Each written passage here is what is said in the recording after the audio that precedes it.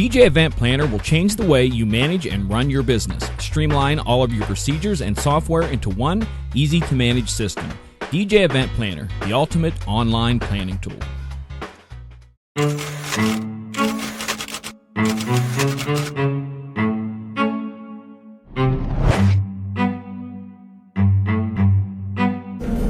Good evening and welcome to tonight's show from DJNTV, Disc Jockey News TV. Tonight's show is brought to you by Electra Voice, DJ Event Planner, DJ Trivia, Odyssey Innovative Designs and Cases, NLFX Professional, Promo Only, and the DJNTV Insiders.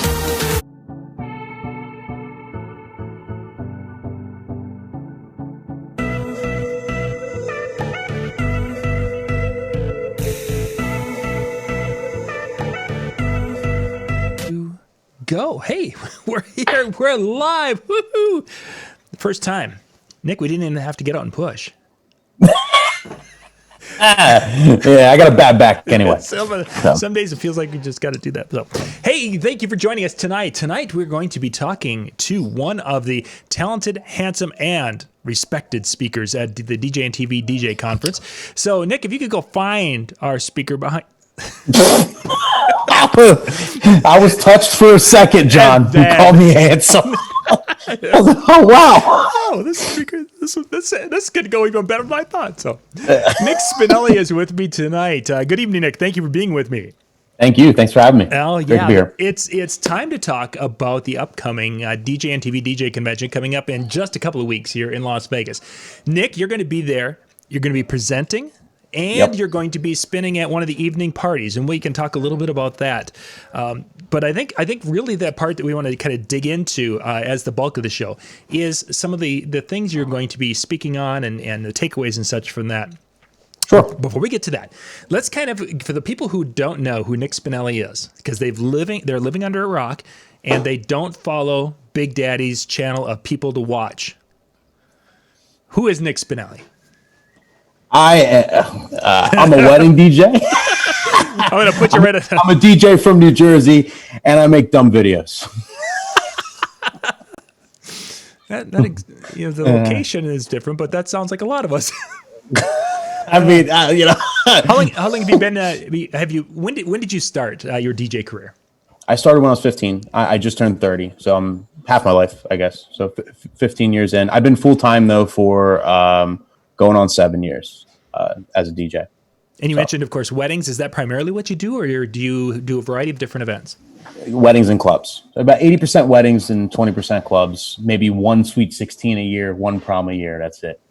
So. Nice. So you've really kind of honed into that wedding niche in that in the New Jersey area. In your time of performing with that, have you been kind of a solo operator where you've gone out by yourself? Do you work as a team? How do you guys handle that? No, so I work for SE Event Group, and we bring out. I run the show, and I bring out a support staff with me. So I'll do minimum one person, but sometimes like 2-3 people with me at my events. So then you're very accomplished. We've seen some of your videos when you're mixing and such. That part you've got, but then you must be doing the MC work when you bring in staff with you.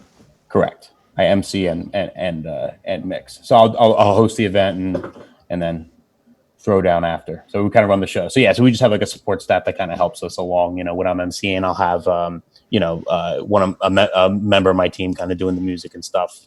For intros and whatnot, and then I take over after. Sure. So then with the microphone, then you can get out on the dance floor or work around the room as you need to. Yep.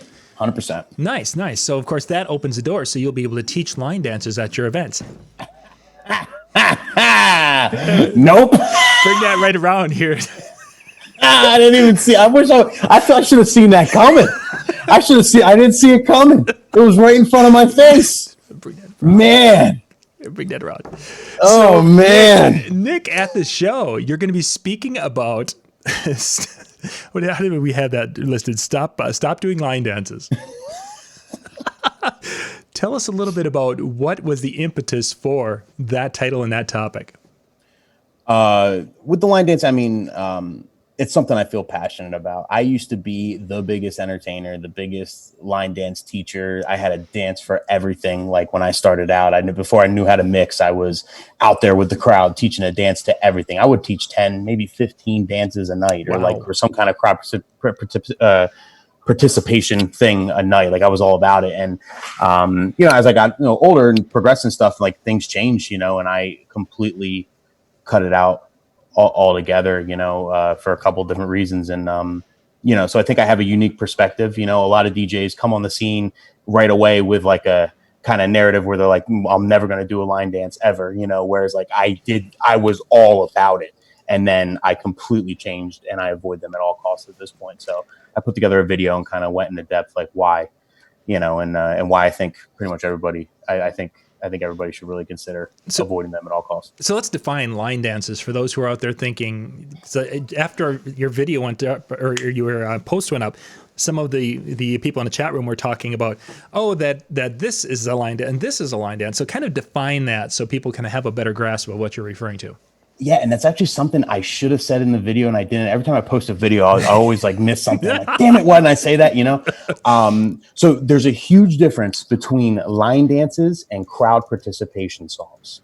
Mm-hmm. And so a line dance to me would be your Cupid Shuffle, your Cha-Cha Slide, your Electric Slide, something that you are doing an organized dance the entire time, and something that you wouldn't just play to play. Like you're not going to play the Cupid Shuffle and people are just going to two-step to it and just dance on the dance floor. Not so much. Everyone will stop and then go right left and go right into their thing, right? You know what I mean? Like everyone's going to like crowd participation songs are all your hands up records, your YMCA's, Soulja Boy. All right. There was a dance to it, but like you can drop that. People do the little dance or whatever. And like the lip gloss, all these songs like have sort of dances to them or things you can do to them, but they're really just crowd participation. It's not like a line dance per se. Like I still drop all that stuff. And I stand by my statement that I've made many times that YMCA is a banger. I'm playing a club this Friday and I will drop that in the middle of my club set.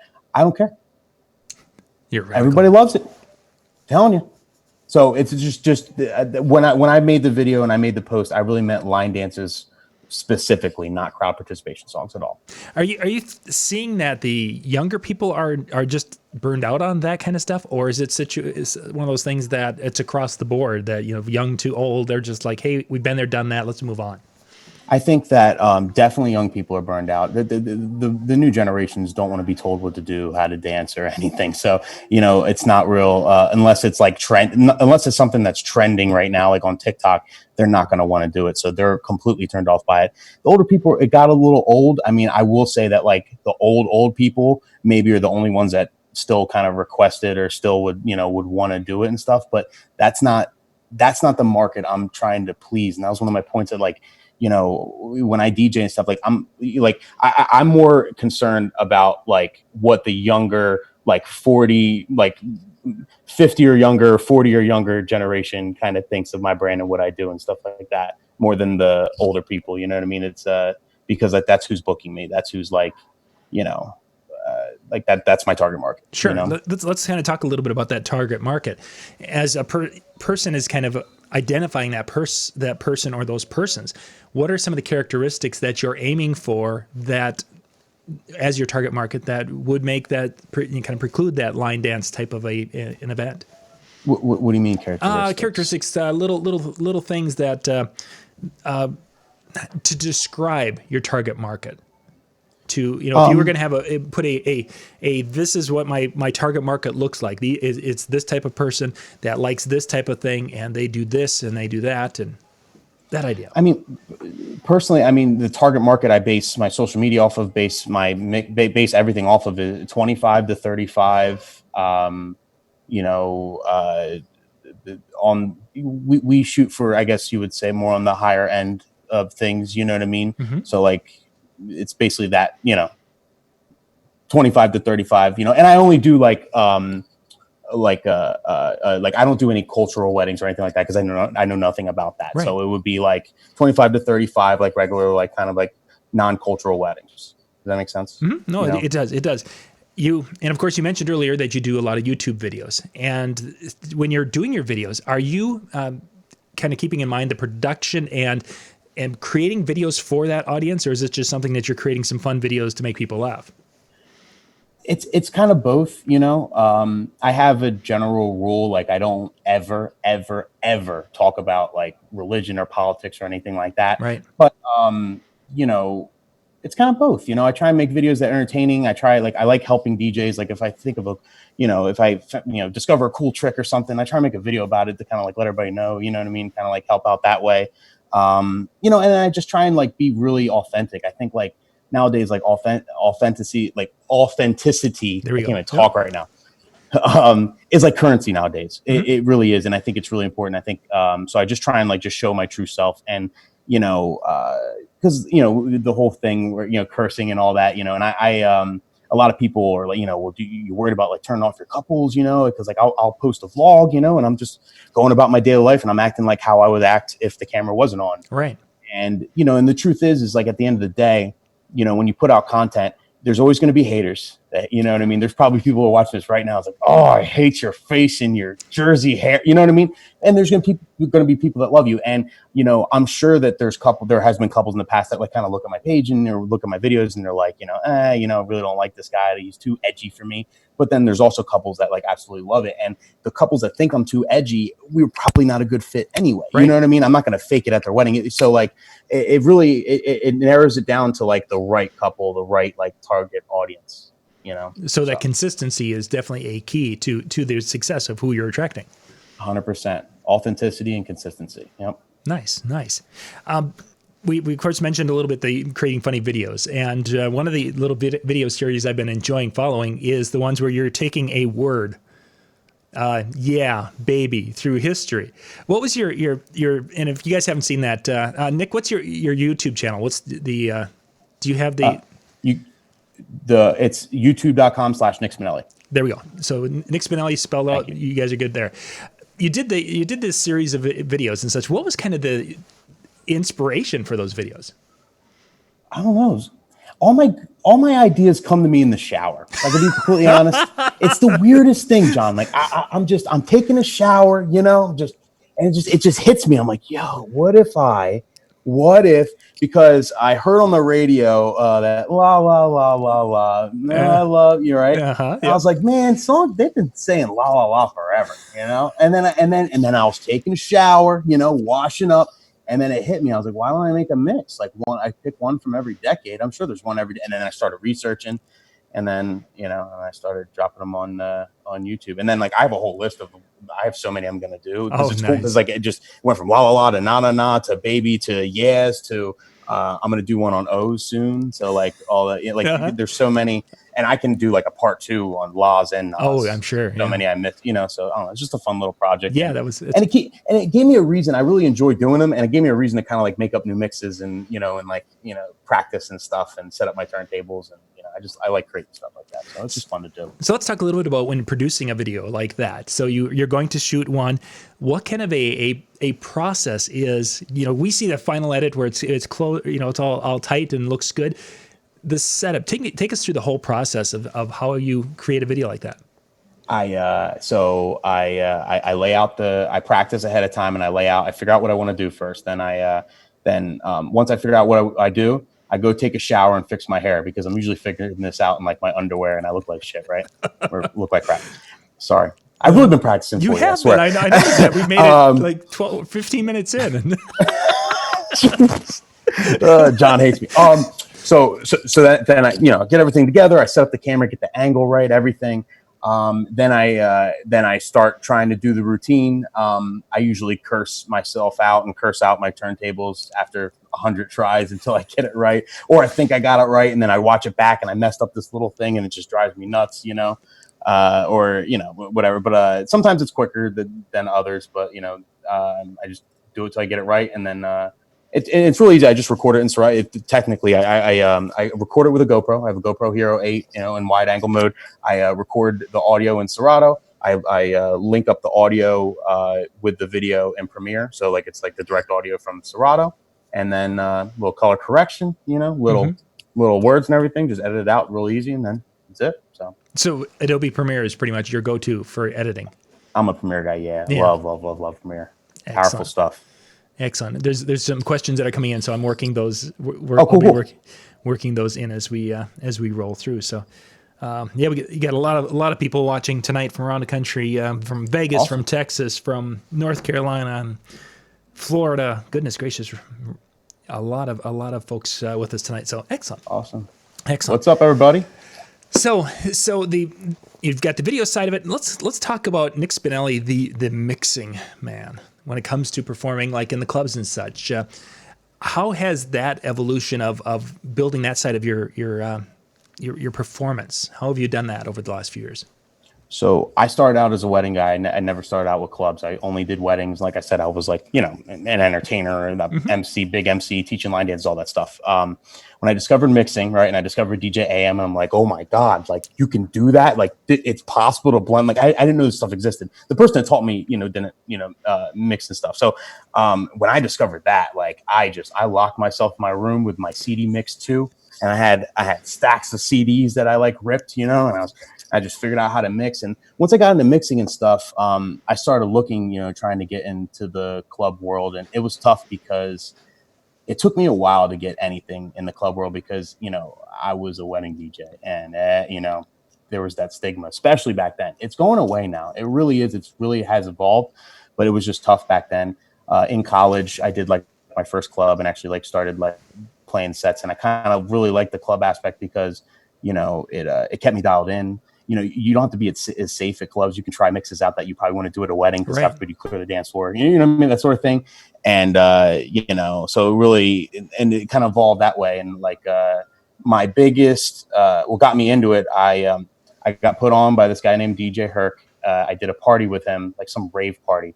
And he put me on to some guys in Harrisburg where I lived at the time to get into the clubs out there. And I signed on with a club and I did every Friday, Saturday there for a year straight. It's called Sawyer's on 2nd Street in Harrisburg. And that's where I got my 10,000 hours in. For sure. You know what I mean? Like every Friday, I would take off for a wedding here and there. But it was my college days, so I didn't do a lot of weddings then. Yeah. At the time because I was still going to college, but every Friday, Saturday, bam, bam, bam, bam. And that's where I kind of really, figured things out. Really got to put in that time, as you say, that 10,000 hours to get competent and getting closer to mastering the skills. Excellent. And seeing what works. Yep. Somebody had a question about your preferred gear for your setup as far as mixer, controller, turntables. What's your preferred system? I'm a Pioneer guy. I have two S9s. I use the S9 and any kind of turntable. Right now, I have Reloop 7000s. I've been bringing out the weddings and stuff. But I love Techniques. They're fantastic. The Pioneers are good. So any turntable. But I prefer turntables 100%. Excellent. Software-wise, what are you? Serato DJ Pro. Yep. Excellent. I'll make sure I'm getting all the questions. Jody wants to know, if you could have dinner with 3 famous people, who would those 3 famous people be? Easy. Arnold Schwarzenegger, okay? Because he's the man. The Rock, because he's also the man. Who would the third one be? Arnold Schwarzenegger, The Rock are my 2. And Bill Burr. Because? For which one? All of them? No, you said the first 2 is because they were the man, and then you said Bill Burr. Oh, Bill Burr because he's hilarious, and I don't know. He's my favorite comedian. It would be a good dinner conversation, I think. So good question there, Jody. Jody's a huge wrestling fan, and Jody will actually be at the convention. She'll be speaking on Destination Weddings. She and Pat during. Jody from Vegas. Yeah. Hi, Jody. Yeah. Yep. Jody will be there. So sweet. Can we address the elephant in the room? There's an elephant behind. I don't know. Nate, you'll have to be more specific of what. What the Michael Jackson album? Is that what he's referring to? Is that the elephant in the room? You want me to? I'll stick a sticker.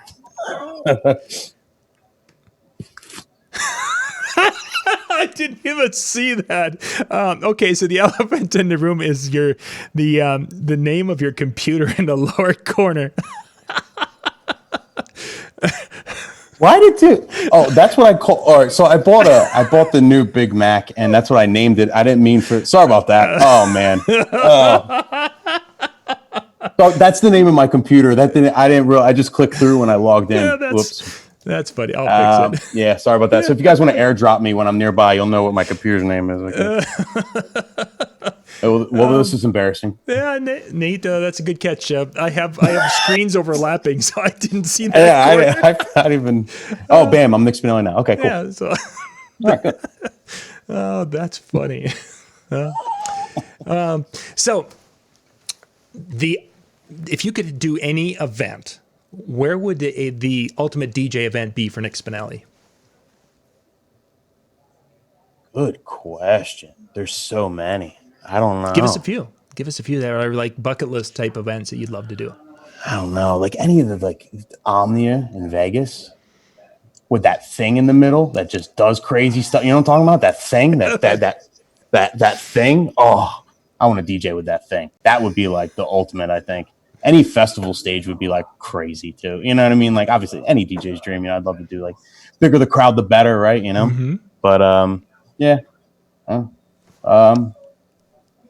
Yeah, I guess I'm trying to think of like there's a specific wedding I would want to do, I don't know. Like a celebrity, no. Beyond, of course, a Arnold Schwarzenegger wedding or a. If he got remarried, that'd be great. Yeah, if Arnold Schwarzenegger had a wedding, there would be tigers and he's like a lunatic. That guy, he's got like a pet like lion that just rolls around his house. He just smokes a cigar. Like it's crazy. He's the man. You'd have fun with that. So Nick will be speaking again, and let's see, Tuesday. Was it Tuesday? Yes.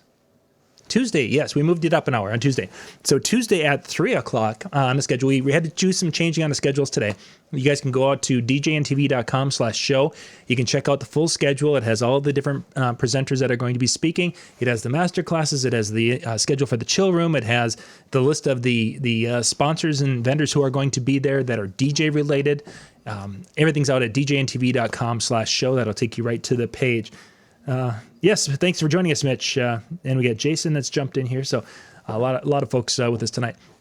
Then Wednesday night will be the other event that Nick's going to be involved with. That is the PBX, kind of their main party. They throw a big party every year. Literally thousands of people come to this party because it's everybody. And it's in the showroom at South Point. I just showed a picture of that to Nick, and he's going to be on stage with that. Nick, what kind of things should they expect from your performance Wednesday night? It's hard to tell. So when I plan, I'm kind of going to have like maybe plan A, plan B, and plan C, because I don't know what to expect as far as like the crowd. You know what I mean? Mm-hmm. Is it going to be like a lot of DJs, or is it going to be like, some DJs and a lot of people from the photo booth expo and stuff like that, which are just more regular people? If it's a lot of DJs, I'll be more routine based, like and stuff like that. But if it's not, I'm going to do a mix pretty much between a couple cool wordplay, tone play, like routines I have, and then like I'm going to work the room and kind of just party rock it also. So I'm going to do a mix of the both, I think. Excellent. But, yeah. Excellent. Yeah, it should be a fun party. It's probably going to be a 80-20, 80% photo booth expo, 20% DJ. So it'll be a full, it'll be a fun room. So let's jumping back to the seminar, for the people who are going to be coming and sitting and listening to you talk about the whole transition and such with the line dances, what are a couple of the takeaways that they're going to be able to take from the seminar that they can either apply or they can, the food for thought type moments? Well, in the seminar in general, like I'm going to go over everything like social media wise and how how I use it to like book events and how I've like been able to kind of create a brand on social media. I'm going to talk about like Instagram, TikTok. I'm going to go in detail like with a lot of different things. And then I'm going to go over, basically everything I do to kind of like book more events to kind of, get out in front of more brides and more of like kind of my target audience. Yeah. We kind of bring that back to the target audience that does not like to line. Some do, but what are you gonna do? Yeah, I'll throw in the line dance thing. Is it's just I think that I think that a lot of DJs don't realize. Like what I realize is like I was putting myself in a box by doing it. You know what I mean? And you don't need them. So like, why risk it? Why put yourself in a box? Why risk losing a client or turning anyone off when like you can just party rock the room and call it a day, you know? And especially when they, you know, and it depends on the area. I know some areas, you know, a lot of people will comment and say, "Oh, dude, come down to the South, bro. Come to the Midwest. We line dance all day, every day. That is what we do," you know? But I'm sure you could party rock, like just mix and do a whole wedding and still crush it without it too, you know? So it's something to consider to kind of like slowly phase out, you know? So it's going to set you apart. If every DJ does line dances, every DJ in your market plays the line dance, gets out there and teaches it, what sets you apart? You know, you're gonna get tied in with everybody else. You want to like stand out somehow, and that's where you can eventually raise your prices, charge more, book more events, like, you know, become a more of like a niche. Find your niche. You know, maybe your niche is line dancing. You know, but find your niche and like go all in on that. You know, and that ended up being my niche. Nice. Before we wrap up, I want to kind of just jump back to Nick Spinelli, the early days. What was your go-to shtick routine that if you needed to get a crowd going, this was one of your most successful routines that you did? Get Down to Night Dance was really successful. I would bring everybody out. I would like, if, you know, so, you know, all right, everybody face the speakers, face the speakers, face the speakers. And I would say, all right, I'm going to teach you guys a dance real quick. You ready? Everybody put your hands in the air. Wave it like this, shake your butt. Then everybody take those hands and hug yourself. Say, right? And take those hands and do a little boogie thing, right? And all right, you guys got it. Here we go. And then I'll play Get Down Tonight. And then I started off, as soon as the beat drops, I'll start off with a two-step and have everybody do a two-step and kind of clap, right? And everybody's doing two-step. And then once do a little dance, make a little love, and then it all kind of ties together. Yep. And we do the whole, you know, and then I would literally do it throughout the whole song. So we would do in the second verse, have everybody wave one hand, wave another hand, and like get everybody involved. And it was fun for me. That and the napkin game. I used to do the napkin game a lot. Explain the napkin game. The napkin game was I still will bust out the napkin game if it's like a corporate event. It's something I need to break the ice. Like I'm like, when you ever do like an event and it's just like nothing you're playing, you can tell like I'm screwed. Yep. Like I'm screwed. This is going to be a long night. So that's the only time nowadays. But all right, so napkin game. One person from each table, grab a napkin, wave it in the air. Grab a napkin, wave it in the air. Let me see, let me see your napkins. All right, you got one here, right? Everybody's got a napkin. Then you tell them like, all right, so on the count of 3, I want you to pass the napkin to your right-hand side and just pass that napkin all the way around the table. On count of 3, 1, 2, 3, right? And they pass it around.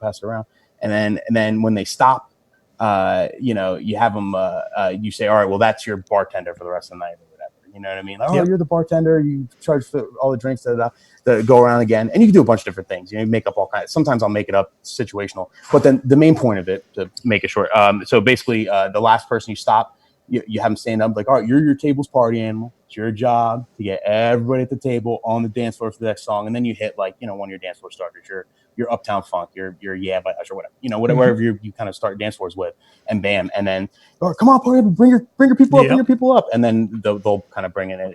It used to pack dance floors all the time. I haven't done it in a long time. Yeah. I've been like great little activity for, as you mentioned, the corporate, at least 2-3 years. It's a great corporate icebreaker. It really is. Like saying it out loud kind of sounds a little cheesy, but if you do it the right way, it's not that bad, you know.